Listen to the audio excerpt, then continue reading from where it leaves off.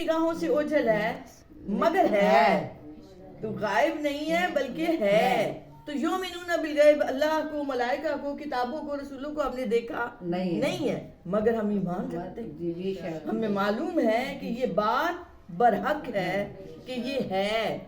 اور آپ غور کریں تو اس کے بعد شروع ہوا کہ پھر وہ نمازوں کو قائم کرتے ہیں، وہ وَمِمَّا رَزَقْنَاهُمْ يُنْفِقُونَ، جو کچھ ہم نے انہیں دیا ہے اس کا شکرانہ ادا کرتے ہیں، اسے اللہ کی راہ میں خرچ کرتے ہیں.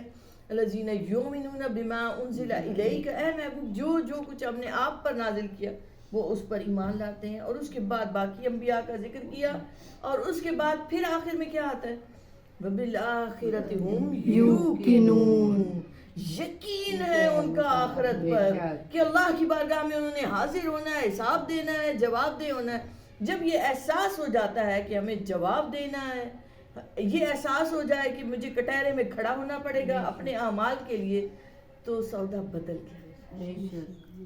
اب دنیا دار نہ رہا بندہ، یقین آ گیا تو اب وہ اپنے ہر عمل پر محتسب، خود وہ اپنی ذات کا احتساب خود کرنے والا بن جاتا ہے.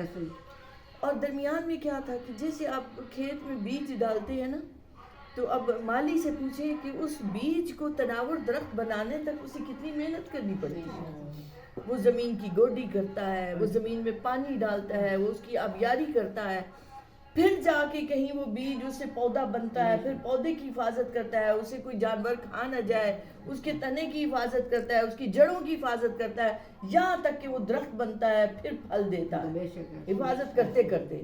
تو ایمان کی حفاظت کیسے ہونی ہے؟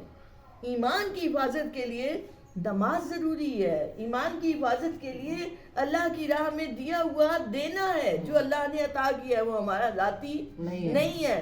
وہ ساری جو شرائط ہیں اس کو روزے کے ذریعے، قرآن پاک کے ذریعے، اچھے اعمال کے ذریعے ہم نے اس ایمان والے بیج کی آبیاری کرنی ہے، اس کو پانی دینا ہے، اس کی غذا دینی ہے، تاکہ یقین کا تناور درخت بنے. وہ یقین کا تناور درخت بنا تو یقین وہ نور ہے کہ جس سے بندہ خود ہی نہیں منور ہوتا بلکہ اس کا آس پاس بھی روشن منور ہو جاتا ہے.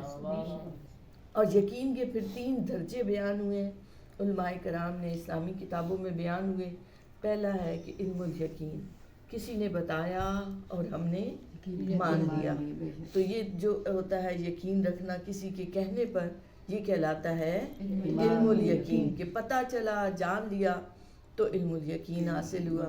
اس کے بعد اگلا درجہ آتا ہے کہ اسے دیکھ لیا، دیکھا تو عین الیقین ہوا کہ اپنی آنکھ سے دیکھ لیا. مگر علم الیقین اور عین الیقین تک بھی احتمال رہتا ہے کہ بندہ بھٹک سکتا ہے. اب کیسے؟ جیسے کسی نے بتایا کہ کمرے میں پانی پڑا ہے، ہم نے اس کی بات پر اعتبار کر لیا کہ ہاں کمرے میں پانی پڑا ہے، تو یہ کیا تھا؟ علم الیقین، کہ کسی کہنے پر ہم نے جانا، مانا اور ہم نے سمجھ لیا کہ پانی ہے. اب عین الیقین کیا ہے کہ ہم گئے، ہم نے پانی دیکھ لیا، ہم نے پانی دیکھا کہ اس شکل میں پانی پڑا ہوا ہے، تو یہ کیا کہلایا؟ عین الیقین. مگر علماء کہتے ہیں کہ علم الیقین اور عین الیقین میں بھی یہ احتمال ہے کہ اس کا بتایا ہوا غلط ہو سکتا ہے، آپ کا دیکھا ہوا جھوٹ ہو سکتا ہے. آپ نے دیکھا پانی جیسی کوئی چیز ہے تو ہو سکتا ہے وہ کوئی لکوڈ کچھ اور ہو، پانی نہ ہو.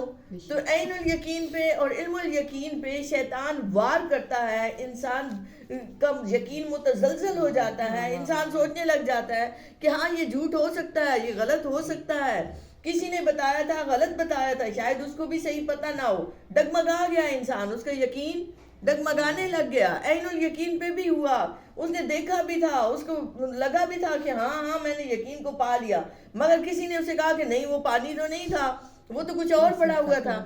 اب یقین پھر ڈگمگا گیا کہ اچھا دیکھا تو تھا، آنکھ نے دھوکہ کھایا، پتہ نہیں پانی جیسی کوئی چیز نظر آئی. یا کئی دفعہ شیشہ بھی پانی جیسا نظر آنے لگ جاتا ہے، شیشے کی بوتل تھی، شاید مجھے ہی غلطی لگی ہے. مگر جب بندے نے پانی گلاس میں ڈالا، اسے پی لیا، تو اب یہ کیا ہے؟ حق الیقین. حق الیقین کہتے ہیں یقین کے اس درجے کو کہ اب کوئی لاکھ کہے وہاں پانی نہیں تھا، جی نہیں، جس نے پیا ہے پانی وہ تو کہے گا کہ پانی تھا، میں نے پیا، تم مانو نہ مانو ہم نے مان لیا۔ تو جس نے